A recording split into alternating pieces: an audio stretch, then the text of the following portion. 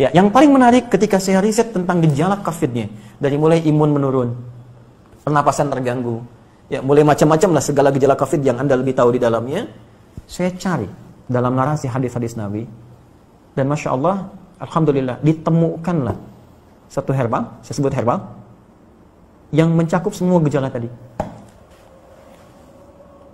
Dan itu, dunia internasional pun belum masuk ke situ. Belum ada kesadaran itu gitu. Ya, saya cek kemudian, di Indonesia nggak ditemukan materinya. Ini hanya ada di 2 tempat di dunia. Dan zaman Nabi sudah dipraktikkan. Ada gejala-gejala yang serupa pernah ditangani Nabi dengan pendekatan yang bisa diminum, bisa dimasukkan, teteskan ke hidung, bisa diasap gitu. Ya, itu ternyata saya cek sudah masuk jurnal, Prof sekalian. Ini materinya udah ada di jurnal, ya jurnal-jurnal ilmiah internasional. Saya ada beberapa jurnal nih yang sudah ada, ya. Tapi saya mohon maaf saya belum bisa zoom ya nanti. Maksud saya nanti saya bikin statement di akhir.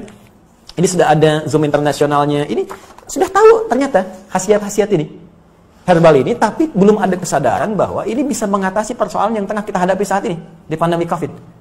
Ya, saya keluarkan itu, saya lacak hadisnya dari sejak 18 Maret saya usahakan saya dapatkan dari sahabat kami karena ini hanya dapatkan di 2 tempat di dunia, ya. Di Himalaya dengan di Saudi bagian timur. Ini ada. Saya minta kemudian dan itu alhamdulillah ada. Saya cobakan, ya kita treatment beberapa teman-teman yang isolasi mandiri ya karena di rumah sakit kan tidak mungkin karena protokol kesehatan. Tapi menariknya kalau ada izin dari keluarga untuk kepentingan pribadi boleh jadi pendamping suplemen. Kami 6 bulan coba ujikan itu sampai dengan sekarang rekornya 100%. Hanya 3 hari paling lama. Ya, yang terkait dengan COVID ini saya tidak mengatakan obat ya. Kalau enggak besok nanti saya diundang. jadi saya katakan ini ada pendampingan prophetic healing. Kemudian saya sempat share juga Zoom dengan beberapa 9 direktur rumah sakit. Kita berikan bantuan juga itu dengan skala yang sangat terbatas. Dan menariknya, saya coba pesan itu 1 kali lewat online. Ya ingin tahu gitu kan, ada dilacak. Ini sudah di produk internasional, tapi dengan arah pengobatan tertentu, bukan ke COVID. Ya, bukan gejala-gejala ini. Dan belum tahu kalau ternyata itu bisa untuk gejala yang dimaksudkan.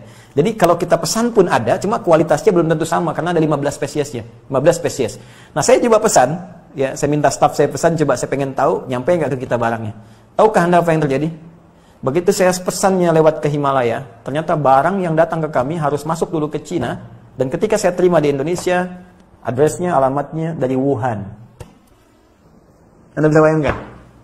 Bagaimana bisa kontrol terhadap itu pun mulai ada kesadaran, dan di beberapa tempat sekarang mulai ada kesadaran untuk itu.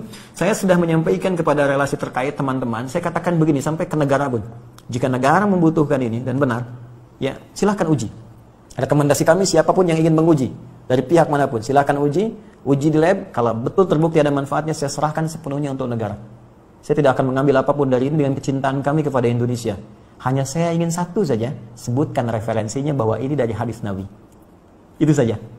Ya, jadi saya juga challenge teman-teman yang di Unhas, nanti boleh timnya main ke sini. Anda boleh analisis, saya serahkan nanti jurnal-jurnalnya, dipelajari dan sebagainya, hadis-hadisnya, tapi infonya kami sudah 6 bulan melakukan treatment dengan pendekatan prophetic healing ini, dan hatinya 100% sampai dengan hari ini. Alhamdulillah, termasuk kemarin yang di media-media yang diinfokan kolega-kolega pejabat-pejabat, ada yang kami support itu, dan mereka menginfokan juga sangat luar biasa. Ini bisa juga untuk diabetes, bisa. Kemudian kemarin ada yang kompleks antara diabetes dengan liver, dia menggunakan medis, ya medis belum ada pengaruh, mungkin belum cocok saja, mohon izin, ya. Lalu coba kami support dengan itu, dia selesaikan medisnya, dia tidak minum dulu, dia konsumsi itu, kami berikan, karena ini hanya 2 pekan, hanya boleh dikonsumsi dalam 2 pekan, kemudian selesai, 1 pekan baru nyambung kembali. Apa yang terjadi? Hanya dalam 3 hari, terjadi pemulihan yang sangat luar biasa, dia sudah bisa ke masjid, sudah beraktivitas, dan sudah normal kembali. Saya ingin katakan begini, betapa ini rahmat untuk kita dalam aspek muamalah. Kita bisa terbuka. Bangsa kita bisa lebih kreatif, bikin APD, bikin peluang, bikin macam-macam. Semua sifat makro dalam bernegara itu bisa kita dudukan di sini. Ya, dari segi ekonomi apa sih yang bisa kita ambil manfaat dari sini? Jangan dikeluhkan semua. Ya, dari segi ibadah sudah selesai tadi. Ya, dari segi kehidupan sosial seperti apa? Ada banyak hikmah yang bisa kita gali. Silaturahim, penguatan di keluarga, ya, penguatan di kampus dan sebagainya, dan tentunya teraplikasikannya nilai kebangsaan dengan nilai yang lebih luas. Saya kira itu yang bisa saya sampaikan. Ya, sebagai uraian dengan basic tadi apa yang dimintakan. Saya pikir Bapak Ibu lebih memahami apa yang saya sampaikan, dan saya banyak belajar dari Bapak Ibu sekalian. Ini hanya share saja apa yang saya temukan. Boleh jadi Anda menemukan yang lebih baik dari apa yang pernah saya risetkan. Saya kira demikian yang saya sampaikan sebagai uraiannya. Kami ucapkan terima kasih. Saya sangat berbahagia dan merasa terhormat. Ya, it's honor to me for me to be here. Ya, ini satu kehormatan bagi saya bergabung dengan Anda di Disnatalis yang ke-64 Unhas. Sekali lagi selamat dan semoga Unhas sukses selalu dengan mewujudkan visinya, termasuk menjadi universitas yang berkontribusi. Saya lihat divisinya di antaranya ada kalimat benua maritim. Ya, ini saya sedang meriset peta dunia dan mengembalikan dunia pada tempatnya. Dan Indonesia ternyata berkah luar biasa. Ya, berkahnya, dan ternyata berada di tengah-tengah dunia yang sekarang petanya dirubah kok bisa mojok ke kiri gitu. Padahal itu tengah-tengahnya. Dan Anda tahu kalau di tengah itu berarti kan berkah luar biasa. Ada di ekuator, bumi berputar, semua kumpul di situ, mineralnya banyak sampai kita butuh pasal 33 ayat 3 itu untuk membentengi mineral kita dengan kuat. Saya tidak mau melebar kemana-mana. Yang penting itu yang ingin saya sampaikan. Terima kasih. Subhanakallahumma bihamdika asyhadu an la ilaha illa anta astaghfiruka wa atubu ilaik. Assalamualaikum warahmatullahi wabarakatuh. Waalaikumsalam warahmatullahi wabarakatuh. Luar biasa, subhanallah. Jazakallah Ustaz, Masya Allah. Ustaz sudah pernah ke Unhas belum? Unhas belum, tapi ke Makassar, Goa, Wajo sudah. Sudah ya, harusnya ke Unhas ya nanti ya. Jazakallah khair. Insyaallah kita selesai ke Unhas. Baik. Ustaz, tadi saya kira para partisipan sekalian, tadi dari Ustaz Adida telah memberikan nasihat atau pelajaran buat kita semua. Ya, saya kira begitu banyak. Saya tidak akan banyak menyimpulkan, tapi tentu banyak hal yang terutama tentu bagaimana kita yang paling penting bagaimana kita menggunakan Al-Quran sebagai hudan, ya, sebagai petunjuk ya, untuk kebahagiaan kita, untuk kesuksesan kita, untuk kenyamanan kita tentu, dan termasuk ya untuk menghadapi pandemi COVID dalam saat ini. Baik Ustaz, ada beberapa pertanyaan masuk. Saya akan bacakan beberapa ini ya, satu persatu ya Ustaz ya. Baik, silakan. Yang pertama dari Abdul Fatah, Makassar. Assalamualaikum warahmatullahi wabarakatuh. Pada kami yang berada di zona merah pandemi COVID ini, tidak apa-apa belum melaksanakan sholat jamaah dan sholat Jumat di masjid. Hampir 7 bulan sejak penyebaran COVID-19 di Indonesia. Apa Ustaz, kami takut kami bisa terkena azab Allah karena lama tidak ke masjid. Nah, ini Ustaz. Baik, beribadah itu mesti ada tuntunannya. Ya, saya pertama mendoakan kepada semuanya, termasuk juga saudara Abdul Fattah. Dan ini mungkin mewakili pertanyaan beberapa pihak. Semoga Allah muliakan Anda dan kita semua. Baik, yang pertama, kaidah ibadah itu mesti mengikuti ketentuan. Karena ibadah diikat dengan sebuah tuntunan yang jelas sekali secara syarak, bahkan diatur dan aturannya sangat detail sekali. Bahkan kalau kita perhatikan semua ibadah yang kita tunaikan itu sampai ke pokok-pokoknya itu teruntutkan dengan sangat detail. Ya, saya beri contoh misalnya, mohon izin, ini tangan ya, tangan itu dari jari sampai ke sini. Ini bahasa Arabnya ini asabi', jari. Ini kaf, ini ruslan. Ya, ini siku mirfaq, namanya marafiq. Ini katif. Silakan Anda perhatikan saat kita berwudu. Ya, spesifik disebutkan. Quran surah 5 ayat 6.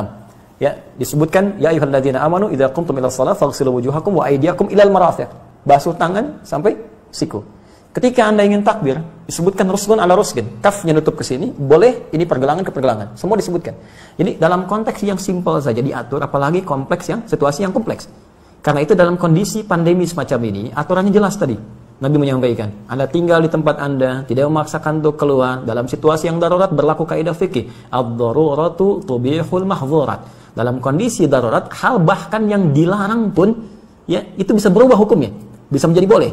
Apalagi dalam konteks yang tadi disampaikan, salat berjamaah kemudian ke masjid. Tak mampu dilakukan ke masjid, langsung ada hadis khususnya.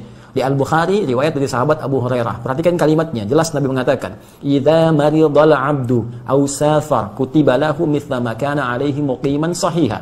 Jika seseorang tengah uzur, sakit, atau bahkan kondisi seperti orang sakit, atau semisal safar, kemudian tak mampu menunaikan amalan rutinnya, seperti orang safar nggak bisa ke masjid, yang tadinya dia bisa 4-4 bahkan harus qashar 2-2 gitu kan, tapi dia punya kebiasaan tadi, ya maka apa jawab Nabi? Fakana alaihi, ya, kalimat nabinya idza maridal abdu aw safar kutiba lahu mithla ma kana alaihi muqiman sahih. Maka walaupun dia karena terbatas dengan kondisi tadi harus tinggal di tempatnya, di rumah dia atau safar tadi, nggak mengerjakan seperti rutinitasnya, tetap diberikan pahala semisal rutinitas dia.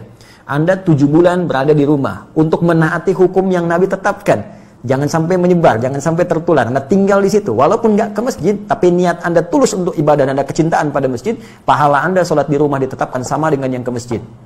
Itu jelas, yang nyampaikan Nabi. Justru ketika Anda melanggar itu dan menyebabkan kemudian tertular kepada yang lainnya, maka Anda melanggar ketentuan. Maka double di sini. Satu, Anda memberikan madarat pada orang lain. Yang kedua, Anda bisa melanggar ketentuan Nabi sendiri. Ya, karena kalimat Nabi jelas, fala tadkhulu alaihi wa la takhruju minhu. Jangan Anda keluar, jangan Anda masuk ke dalamnya sehingga berpotensi menyebarkan itu semua. Jadi jangan khawatir, yang diperlukan adalah pengetahuannya. Kalau sudah ilmunya hadir, kekuatan ada pada jiwa, maka itu yang bisa kita maksimalkan. Tapi ingat, ini kan kondisinya sementara, bukan sementerus. Ya, kalau kita ingin jadikan ini sementara, artinya mesti ada kita perjuangan, fight mengatasi ini. Jadi jangan diam, tunggu sampai hijau. Kita harus bergerak, bagaimana caranya jadi hijau, gitu kan? Nah, karena itu kita mesti bersinergi dengan lingkungan setempat. Kayak kami misalnya di sini, Bapak Ibu sekalian, kami di Bekasi Selatan sekarang. Kompleknya PTM, Pondok Timur Mas, Villa Jaka Setia. Di komplek kami, ya dari awal COVID sampai sekarang, alhamdulillah masjid nggak pernah tutup. Kenapa? Karena kita kompak sinergi di dalam. Ya, yang di luar mau masuk ke sini nggak boleh. Ini dalam saja, dalam area kami saja yang ke masjid. Kemudian kita ada screening, siapa yang di luar, kerjanya di mana, seperti apa, di tracking keseluruhannya. Ya, sampai kita bisa maksimalkan. Lalu kita perluas lagi area yang di luar komplek kita. Cek zonanya apa, yang kena di mana, data dulu. Baru ketika masuk kita kondisikan di dalamnya. Sampai sekarang alhamdulillah yang dari luar bisa masuk, kami bisa berjuang demikian. Jadi kalau kita tunggu sampai hijau-hijau, sampai kiamat kurang 2 hari kalau nggak ada reaksi susah. Jadi kalau tadi tanya hukum, maka hukum kita sah dibenarkan, kemudian dapat pahala seperti tadi, tapi tidak menjadikan kita diam untuk menunggu itu tuntas, tapi kita mesti bergerak untuk mengatasi itu dengan bersinergi bersama. Wallahu ta'ala a'lam bishawab.